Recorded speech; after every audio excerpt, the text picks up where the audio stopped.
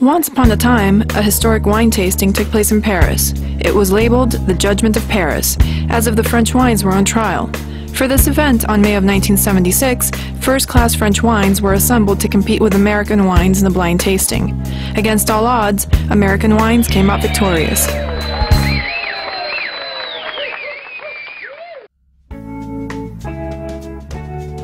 How could we decant this unprecedented chapter? You just can't taste opposite wine styles side by side to measure quality. We all know about the finesse that distinguishes French wines, but we can't forget the American wine's vibrant character, which makes them unique and exquisite. Well, did the wine experts actually know this? Well, they didn't know enough about California. And that explains why they thought that they could easily beat the American wines. Huge mistake. Well, what did they do about it then?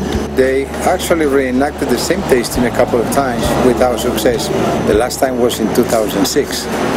They assumed that after 30 years, the longevity of the wines would give them the advantage they needed to win, and they failed again.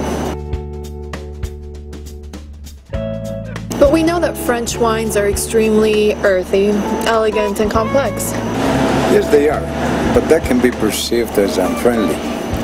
At the same time, even an average red wine from California can be rich, ripe, full body. Maybe not as elegant, but very intense and delicious, even when young. You can call that friendly. Well, what are the variables at play? Style, expressiveness, perhaps quality? All of them. But quality is something very difficult to assess within that format. Well, the French must be wondering what's wrong with their wines now. Absolutely, but the truth is, American and French wines cannot be compared. The quality is different. Not better or worse, just different. In my humble opinion, the Paris tasting ended up being a comparison, not an evaluation of quality.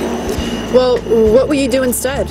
First, I would set up a panel to blind taste French wines. Second, I would set up a different panel to blind taste American wines. And I tell you the results probably would shock the world again.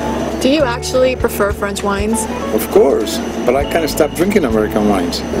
So, what's next? I don't know, but for now, why don't we toast to wine? Cheers. À votre santé.